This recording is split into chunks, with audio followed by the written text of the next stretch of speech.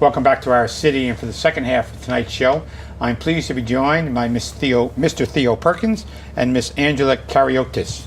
Angela, welcome to the show. Welcome. Hello. Theo, you've been on before. I have. Yeah. Good to be back. Good to be back. Good to see the two of you. Yeah. Good to be here. I don't know if you saw the first part of the show, but you got a bit at the top. You're not going to be talking I know. about I'm food. hungry now. I know, exactly. So Theo, Angela, tell us about yourselves first. Okay, again, Theo Perkins, and I'm the founder of the Elizabeth Youth Theater Ensemble, born and raised here in Elizabeth. When I graduated high school, I went to Morehouse to study drama and then to UCLA to get my master's in acting. And I've been acting ever since, Broadway, TV, commercials.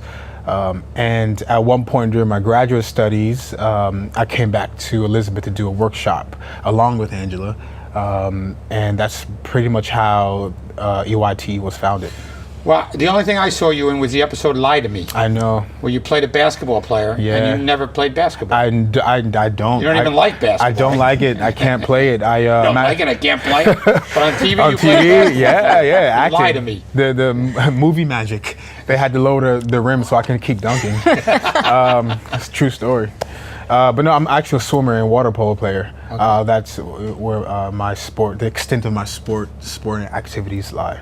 So Angela, how did you get involved? You told me before the show you were his coach in forensics at St. Benedict's. Right. I'm a writer and a performer, and Theo and I have worked together since college days. I was his coach when he was in high school at St. Benedict's. I coached the forensics team, which is a public speaking activity.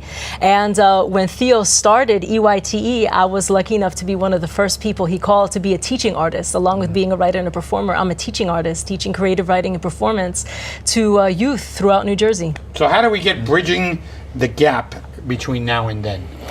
Well, it was actually one of Angie's ideas. She brought it to me, and I think it was one of the best initiatives we have ever done, because not only is it the first in Elizabeth intergenerational theater projects, but also in the state of New Jersey. So I thought it was a great opportunity for us to explore and check out and see what the interest was, and people loved it, and we executed it. He's a great partner, huh? He quickly gave you credit for it. Oh yeah, for sure. Yeah, so tell us about it, Yeah. Angela. Where'd the idea come from?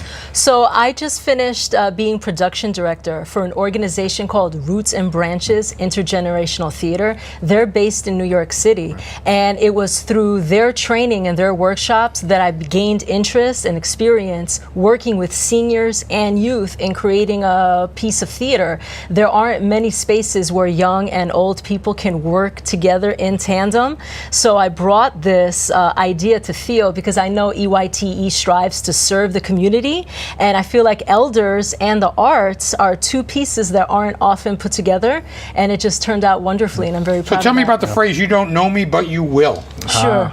That's one of my, as a writer and as a writing instructor, it's one of my prompts. So one of It's what I do every day. in the mirror. Yeah. It's a great You mantra. don't know me, but It you is, will. yeah. So one of I the hope in a things, good way. absolutely, absolutely. So one of our exercises was writing an identity poem. An identity poem is basically a poem about yourself and using metaphors to describe yourself. And I asked everyone to start with that line: "You don't know me, but you will."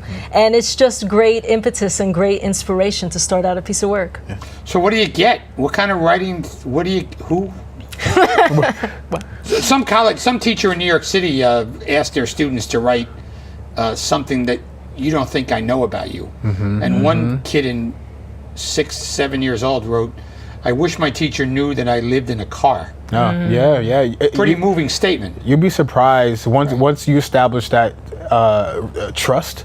Part of doing the work with, especially for folks who are non-performers, is really creating a safe place for their unsafe ideas most times. So once that's established, we get a lot of responses. We have to carefully work with the individual to make sure they can communicate the best way, and to really ensure them that it's safe for you to express yourself in this format. Seeds and blooms. Yeah. How does it relate? Sure. Can you, I don't know if you can turn around. Can I turn at around? all. If you don't move the microphone. Okay. all right. Okay. For I can't do it for Oh, you. that's but all right. basically, in the back of my shirt says Seeds and blooms. And they're just kind ways, kind terms to describe the youth and the elders. So the youth are the seeds, and our elders are the blooms. Theo and I are the stems. Yeah, Right. like And in it's just a between. gentle way to describe the different age groups. Right. I love creative people because I'm not. So I think yes, I'm you are. fascinated by this, figuring out how you can generate a concept of words and then all of a sudden move it into action, whether it be a play or whether it be poetry. How do you pull that out of somebody? We do a lot of improvisational exercises.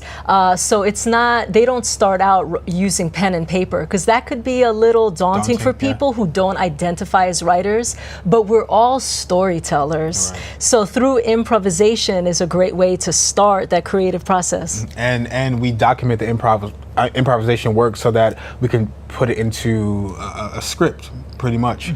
But yeah, improv and So if you do improv and you tape it and somebody says, hey, I could do it better if I did this, Right. do you give them that opportunity to go course. back and do that? writing is rewriting. So it's a lot of going back and diving into ideas that were discovered through improv to make sure that the ideas communicated the proper way. Well, somebody much more learned than I said repetition is the mother of learning. It is. Yeah. So the constant repetition of improv and changing it is probably a good way for people to learn a lot. It is. It is. So tell us about how does Seeds and Blooms relate to the title of the program?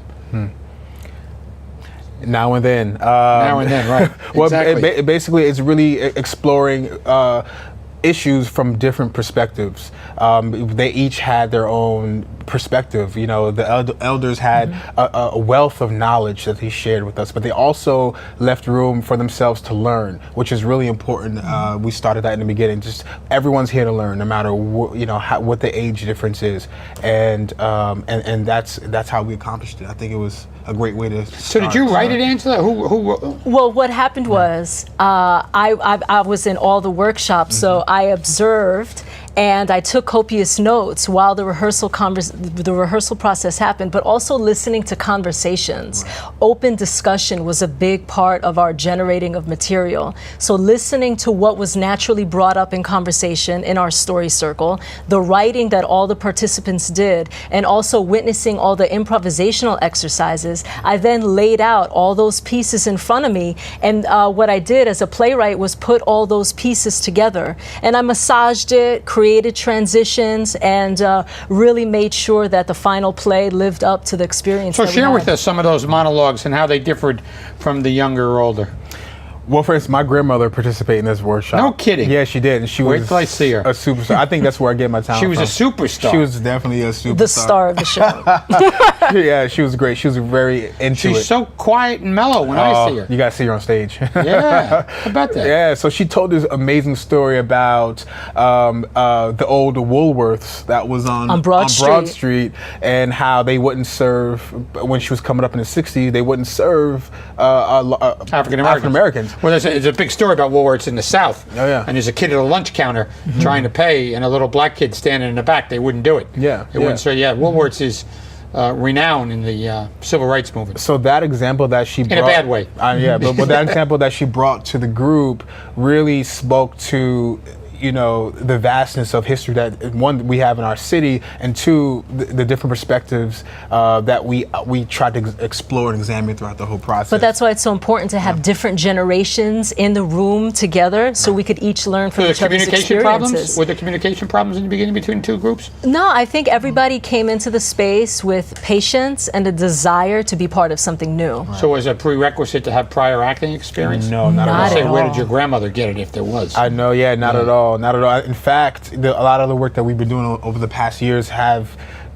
been with students and people who have no acting experience. Because my thing is, like Angie said, we all have a story to tell, and it's more than theater training. It's really professional development. So how about a tolerance level and understanding among the two groups? Did they benefit from each other? Oh yeah. Absolutely. The seeds cited being more patient and also appreciating the elders, their grandparents in their lives, and taking the time out to asking them questions and hearing their stories. And then the blooms cited an appreciation of that openness and also feeling useful and feeling wanted. So this way, theater is a healing tool in that way. So tell me, what did the two of you learn from this? Did I stump you, Theo? No. No, there's so many things. I mean, I learned that this is possible. I think there's a huge value into bringing these two generations together.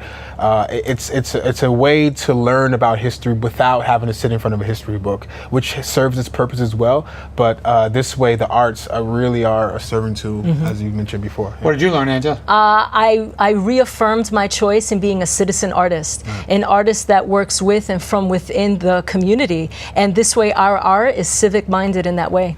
I want to thank the two of you for joining me on the show this evening. I also want to thank you for your work. The Elizabeth Youth Theater Ensemble has done great stuff. I participated in the past. I've been to most of the efforts, and I look forward to working with you on a future project. Thank you so much for your Thank support. you so much. You've been, Yes. you've been a supporter. Let's keep of it us. going. Yeah, Absolutely. Arts are a great thing. Thank you. Let's keep Thanks, it going. Mayor. I want to thank Mr. Theo Perkins and Miss Angela Kariotis for joining me on the show in the second half, as well as Miss Suzanne Kutrin and Mr. Edward Suh on the first half of the show with Food Bazaar, and hope to see you next week on another edition of Our City.